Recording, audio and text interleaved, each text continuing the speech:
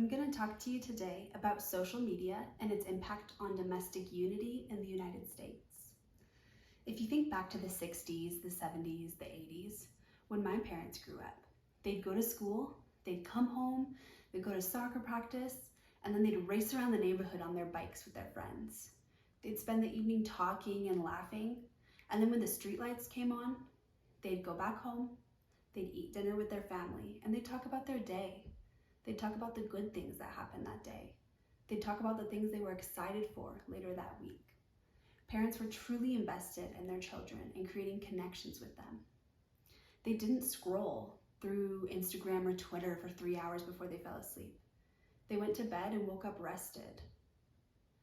Across the past few decades here in America, we've made some pretty amazing technological advances.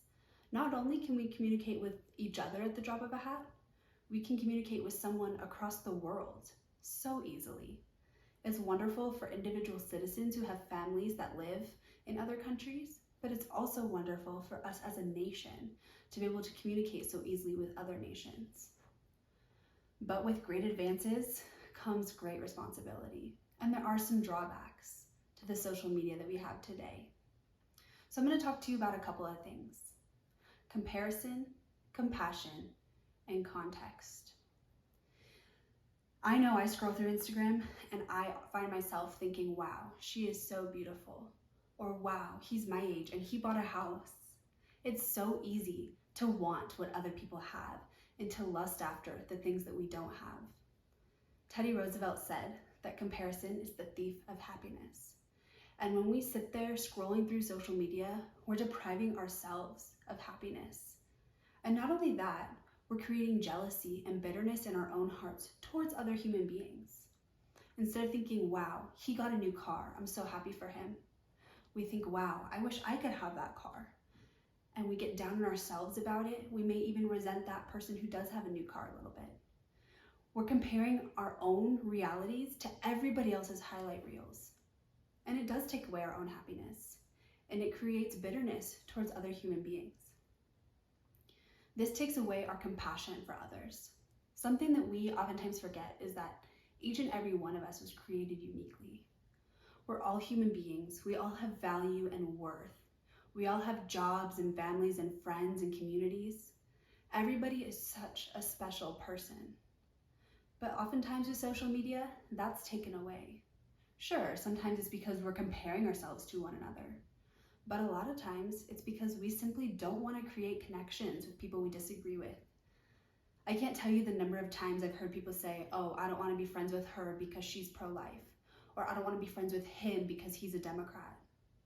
Those statements break my heart because it doesn't matter what side of the political aisle you're on or what causes you're championing. Everybody deserves to be treated with love and respect. And a lot of that is taken away via social media. You can block who you want to block. You don't have to follow someone you don't want to follow. The algorithm on Instagram is incredibly smart. I don't know how it works. I can't even pretend to. But you scroll past something and it's not going to show you that content again. So the content that you are seeing oftentimes is from people who you're friends with, who a lot of times agree with you, and they're short 10, 20, 30-second snippets of an event. I know that I turn on the news and it's very depressing. You see things about war, famine, viruses, riots, unrest within America, and it's really disheartening. The same thing happens on Instagram. You see a 10-second clip and everybody goes wild saying, oh wow, that shouldn't have happened, or that police officer was doing the wrong thing. Obviously, every scenario is very different. But how often do people take the time to look beyond that short clip that they've seen on someone's story, to look at the facts behind things? The news media is so good at spinning things out of proportion. They want to promote their own agenda, regardless of what political party they adhere with. So it's up to us as informed citizens to go and find exactly what happened in each scenario that we're faced with. And that brings me into context. Condoleezza Rice, who now teaches at Stanford but was the first Black Secretary of State, said that just because you think it doesn't make it so. She also tells her students that she's very interested in their informed opinions, but not their uneducated ones. I think those are some very powerful statements. If you're educated, and you know what you're talking about, and you look at the facts behind something that happened, some 10-second clip you've seen on Instagram, then you're able to have an informed discussion about that event. And you're able to talk with someone who might disagree with you on the underlying issue. So often on social media, we hide behind a screen. We want to see what we want to see. We want to agree with who we want to agree with. We don't want to have to interact with someone who disagrees with us. That's not America. That takes away from the beauty of America. It's all about combining a bunch of different cultures and thought processes and ideals to make the best country that we can. Your race, your political party, your religion shouldn't matter. What does matter is that you're a human being, and so is the person across from you. And there should be beautiful discussion about things that we disagree with. We should approach it with compassion and kindness when we're talking with someone we disagree with.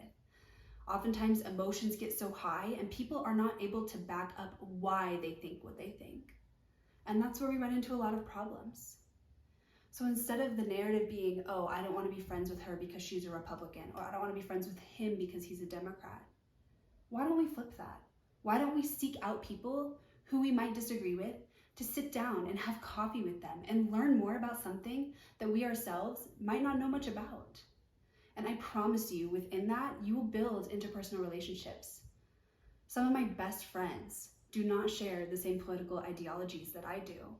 And I love them dearly. I care about them and their families. We're in each other's weddings.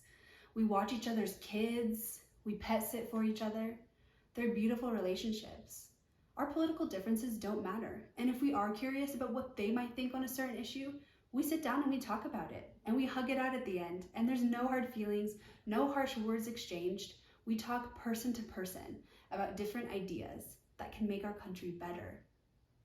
If we are to approach social media in that way, if we're to use it to learn and to say, oh my goodness, I saw this 10-second clip of a riot. Let me go research and find out what that was about from eyewitness accounts, from articles that were written, we'd be a lot better off. We'd have the why behind the things that we're saying. We'd be able to have discussions with other people about events that we're educated on and about topics that we're educated on. And most importantly, we'd be able to restore unity in our country by talking to people that we disagree with. It shouldn't matter if you're a Republican or a Democrat or a part of the Green Party or Libertarian. What does matter is that we're all people with different ideas. And when we combine those ideas and we learn to compromise on a legislative level and on a personal level, a lot of good can come from that. And we can reunify our country, because it certainly is not happening in Washington right now. But every citizen can do their part to be kind to a neighbor, to take their neighbor's cookies, to get to know the people around them, to talk with your coworkers, regardless of what they believe. If you can spread kindness to other people, especially people who are hurting, a lot of good could come from it. And we can take steps towards reunifying the United States of America and bringing us back to our roots, a melting pot of people, of ideas, of backgrounds, of cultures, and creating the best country that we can for the next generation. Thank you.